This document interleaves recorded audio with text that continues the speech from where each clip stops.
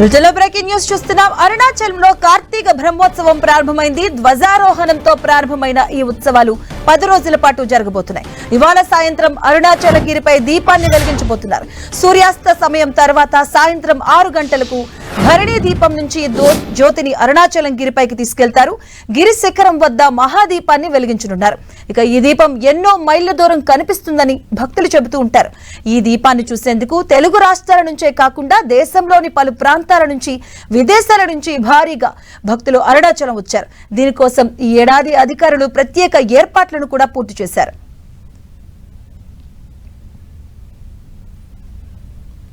హిందువులకు అత్యంత ముఖ్యమైన పండుగల్లో కార్తీక దీపోత్సవం ఒకటి.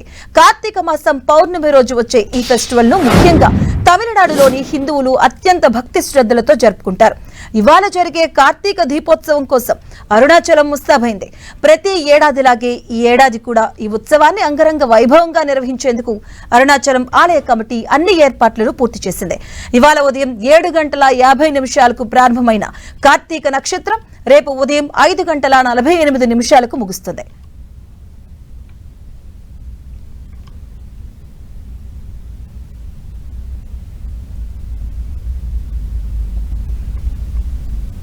అరుణాచల గిరి ప్రదక్షిణలు చేసేందుకు తెలుగు రాష్ట్రాల నుంచి భారీగా భక్తులు వెళ్తుంటారు. భక్తుల రద్దీకి అనుగుణంగా రవాణాకు ఎలాంటి ఇబ్బంది లేకుండా తమిళనాడు రవాణా శాఖ ప్రత్యేక ఏర్పాట్లను చేసింది. ఈ నెల 15 వరకు 10,000కు పైగా ప్రత్యేక బస్సులను నడపనుంది. చెన్నై నుంచి అరుణాచలానికి 1982 ప్రత్యేక బస్సులు, తమిళనాడులోని వివిధ ప్రాంతాల నుంచి 8,127 బస్సులను నడపబోతున్నారు. ఇక ముందస్తు బుకింగ్స్ కూడా అందుబాటులో ఉందని తమిళనాడు రోడ్డు రవాణా శాఖ ప్రకటించింది. ఇక రైల్వే విభాగం కూడా కాట్పాడి, విల్లుపురం, తాంబరం, తిరుచి నుంచి అరుణాచలానికి ప్రత్యేక రైళ్లను నడుపుతున్నట్లు ప్రకటించింది.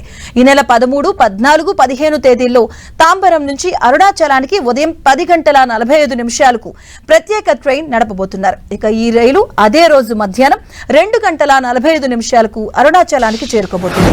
తెలుగు ప్రయాణంలో అరుణాచలం నుంచి రాత్రి 10:25 బయలుదేరి మరుసటి రోజు తెల్లవారుజామున 2:15 తాంబరం చేరుకోనుంది. ఇక కాట్పాడి నుంచి విల్లుపురం మధ్య నడిచే ప్రత్యేక రైల్ అరుణాచలం నుంచి వెళ్లబోతుంది. విల్లుపురం నుంచి అరుణాచలానికి కూడా ప్రత్యేక ఎక్స్ప్రెస్ నడపబోతున్నట్లుగా రైల్వే శాఖ తెలియజేసింది. తిరుచిరాపల్లి, వెల్లూరు ఎక్స్ప్రెస్ కూడా అరుణాచలం నుంచి వెళ్లబోతుంది. ఈ నెల 13, 14, 15 తేదీల్లో ఈ ట్రైన్స్ నడుస్తాయని రైల్వే శాఖ ప్రకటించింది. చిత్తూరు, తిరుపతి నుంచి వెళ్లే రోడ్డు మీదుగా అరుణాచలానికి వెళ్లే ఏపీఎస్ఆర్టీసీ బస్సుల కోసం 2 ప్రత్యేక బస్ స్టాండ్స్ ను ఏర్పాటు చేశాయి. ఇక కార్ పార్కింగ్ కోసం 13 పార్కింగ్ స్థలాలను ఏర్పాటు చేశారు.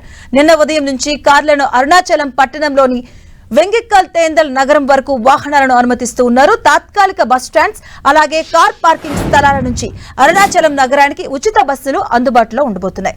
ఇక అరుణాచలం వచ్చే భక్తులకు అక్కడి అధికారులు ముఖ్య సూచనలు చేశారు. రోడ్డు పక్కన ఎలాంటి వాహనాలను నిలపరాదని, కేటాయించిన పార్కింగ్ ప్రదేశాలలో మాత్రమే పార్కింగ్ చేయాలని సూచించారు. క్యూ లైన్లను అనుసరించి ఆలయ అధికారులకు భక్తులు సహకరించాలి. భక్తులు తమ మొబైల్ ఫోన్స్, ఆభరణాలు, ఇతర విలువైన వస్తువులను జాగ్రత్తగా సంరక్షించుకోవాలి. అనుమానాస్పద వ్యక్తులు లేదా అనుమానాస్పద వస్తువులు గమనిస్తే వెంటనే సమీపంలోని పోలీసులకు సమాచారం అందించాలి.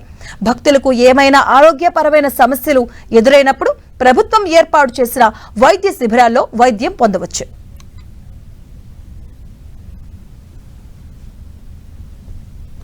మరోవైపు ఈ ఏడాది భక్తులకు నిరాశపరిచే నిర్ణయం తీసుకుంది తమిళనాడు సర్కార్.